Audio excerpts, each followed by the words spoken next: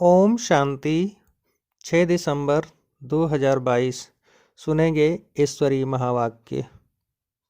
मीठे बच्चे, 3 बाप का राज, सबको कहानी मिसल सुनाओ। जब तक बेहद बाप को पहचान कर पावन नहीं बने हैं, तब तक वर्षा मिल नहीं सकता। प्रश्न: बाबा बिल्कुल ही नया है, उसने तुमको अपना कौन सा परिचय दिया है? उत्तर: बाबा को मनुष्यों ने हजारों सूर्य से तेजोमय कहा, लेकिन बाबा कहता, मैं तो बिंदी हूँ। तो नया बाबा हुआ ना। पहले अगर बिंदी का साक्षात्कार होता तो कोई मानता ही नहीं। इसलिए जैसी जिसकी भावना होती है, उन्हें वैसा ही साक्षात्कार हो जाता है। गीत है ओम नमो शिवाय। ओम शांति। निराकार भगवानवाच। सिर्फ भगवानवाच कहने से कृष्ण का नाम याद आ जाता है, क्योंकि आजकल भगवान सब हो पड़े हैं। इसलिए निराकार शिव भगवानवाच कहते हैं। गॉड फादर कहा जाता है। निराकार भगवानवाच किसके प्रति? निराकार बच्चों रूहों प्रति। रूहानी भगवानवाच व ईश्वरवाच यह अक्षर शोभता नहीं, निराकार भगवानवाच शोभता है।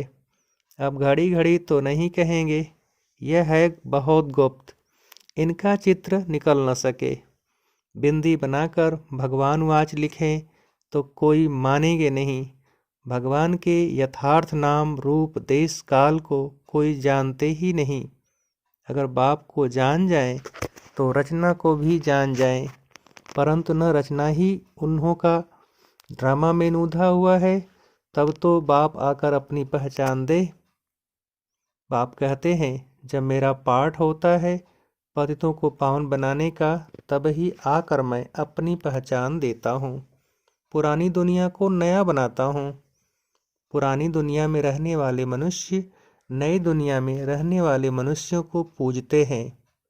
तुम बच्चों को समझाना है, जबकि ऋषि मुनि आदि सब कहते हैं हम रचता और रचना को नहीं जानते, फिर तुमने कहाँ से जाना? अगर तुम बाप को रचना को जानते हो तो हमको नॉलेज दो। कभी कोई को दे नहीं सकते, वर्षा दे न सके। तुम बच्चों को बाप से वर्षा मिल रहा है। तुम जानते हो बेहद का बाप आया हुआ है नई दुनिया का वर्षा अथवा सुख देने, तो जरूर दुख खत्म हो जाएगा। वह है सुखधाम, यह है दुखधाम। अब इस दुखधाम का विनाश होना है। नई दुनिया ही अब पुरानी हुई है, फिर नई बन जाएगी। नई दुनिया को सतयुग, पुरानी दुनिया को कलयुग कहा जाता है। नई दुनिया में जरूर मनुष्य थोड़े होने चाहिए। सतयुग में एक ही धर्म था, इस समय तो अनेक धर्म हैं। दुख भी है, सुख से दुख, दुख से फिर सुख होता है। यह खेल बना हुआ है। दुख कौन देते हैं यह किसको पता ही नहीं है। रावण को माया कहा जाता है, धन को माया नहीं कहा जाता है।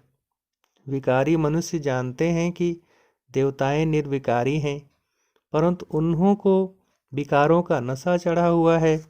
देवताओं को निर्विकारी पने का नशा। वहाँ अपवित्र कोई होते नहीं हैं। संगम पर ही तुम बच्चों को पवित्रता का राज समझाया जाता है। तुमको फिर औरों को समझाना है। बाप तो सारी दुनिया को बैठ समझाएगा नहीं, बच्चों को ही समझाना है, परंतु समझाने की बड़ी युक्ति चाहिए। सबको बताओ, भारत जो स्वर्ग नई दुनिया थी, वह अब पुरानी हो गई है। रचयिता तो बाप ही है। वह खुद कहते हैं, मैं ब्रह्मा द्वारा नई दुनिया की स्थापना करता हूँ, बच्चों को अडॉप्ट करता हूँ। ब्रह्मा का नाम ही प्रजापिता है, तो जरूर इतने बच्चों को अडॉप्ट ही करेंगे, जैसे सन्यासी फॉलोअर्स को अडॉप्ट करते हैं, पुरुष स्त्री को अडॉप्ट करते हैं कि तुम मेरी हो। यहाँ भी तुम कहते हो शिव बाबा मैं आपका हूँ। घर बैठे भी बहुतों को टच हो जाता है। फिर क्या कहते हैं कि भल बाबा हमने आपको देखा नहीं है, क्योंकि बंधन में हूँ। आ नहीं सकती, परंतु मैं हूँ आपकी। पवित्र तो जरूर बनना पड़े। पतित मुक्ति जीवन मुक्ति में जा नहीं सकते। पतित पुकारते हैं कि आओ, आकर पावन बनाओ। तुम बच्चों को समझाना चाहिए कि भारत स्वर्ग था। यह लक्ष्मी नारायण स्वर्ग के मालिक थे। जरूर डिनायस्टी चली होगी। नई दुनिया में नया राज्य था, अब वह नहीं है। और अनेक धर्म हैं, देवता धर्म है नहीं। यह पुरानी दुनिया कब तक चलेगी? वह सतयुग को लाखों वर्ष कह देते हैं। महाभारी लड़ाई का भी गायन है।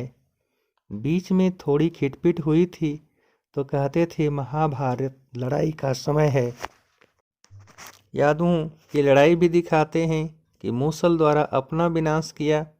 कभी लिखते हैं पांडवों और कौरवों के युद्ध, कभी लिखते हैं असुर और देवताओं की।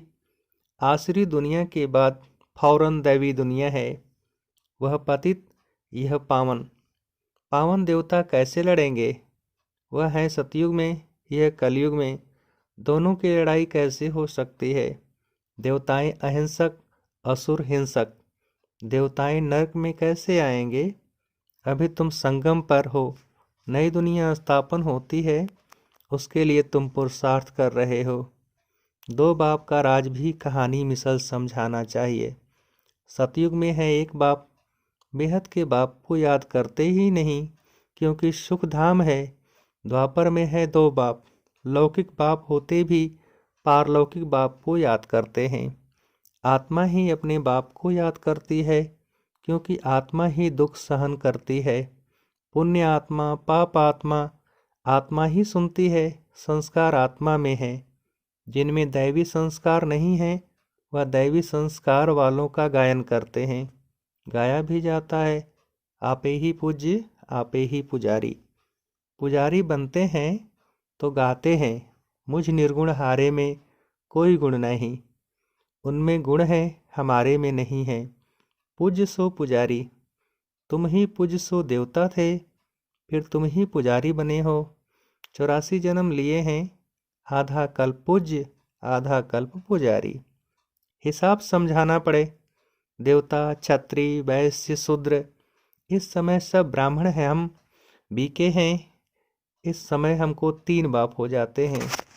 लौकिक बाप, निराकार पारलौकिक बाप, तीसरा फिर प्रजापिता ब्रह्मा, जिस द्वारा हम ब्राह्मणों को पढ़ाते हैं। प्रजापिता नाम तो सुना है ना? ब्रह्मा द्वारा रचते हैं। तुम भी ब्राह्मण हो, तुम भी बाप को याद करो। बाप कहते हैं मैं आया हूँ तुमको वापस ले जाने। निराकार बाप आत्माओं से बात करते हैं। तुम कहते भी हो हम एक शरीर छोड़ दूसरा लेते हैं। शरीर का नाम रूप बदल जाता है। आत्मा तो एक ही है। बाप का नाम भी एक ही शिव है।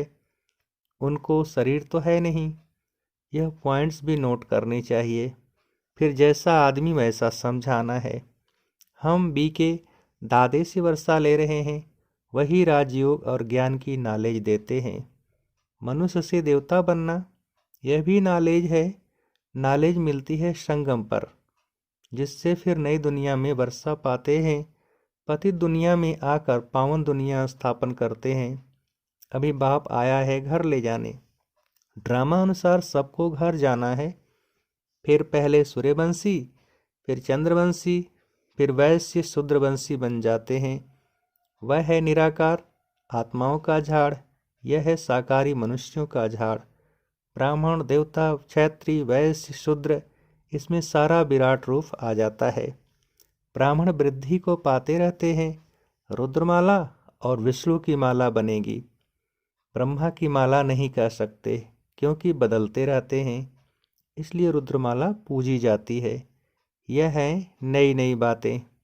यह बातें कोई की बुद्धि में जरा भी नहीं है।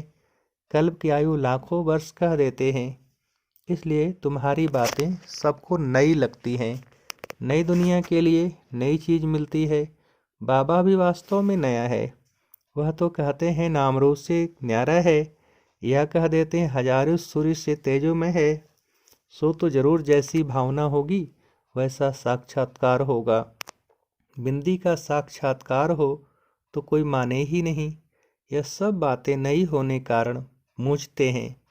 तो यहाँ के होंगे जो, उनकी ही सैंपलिंग लगेगी। तुम बच्चों ने अब अच्छी तरह समझा है, तो पारलौकिक बाप के लिए भी समझाना है। तुम आधा कल्प से उनको याद करते आए हो। सुख देने वाले को ही याद किया जाता है। रावण सबका दुश्मन है, तब तो उनको जलाते हैं। पूछो, रावण को जलाते कितना समय हुआ? बोलेंगे अनादि। उनको यह मालूम ही नहीं रावण कब से आता है। सतयुग में तो रावण होता नहीं। भारत का सबसे पुराना दुश्मन रावण है। रूह को पतित बनाने वाला है। आत्मा का दुश्मन कौन? रावण। आत्मा के साथ शरीर भी है, तो दोनों का दुश्मन कौन हो गया? रावण। रावण में आत्मा है। रावण क्या चीज है? बस विकार है। ऐसे नहीं कि रावण में भी आत्मा है। रावण 5 विकारों को कहा जाता है।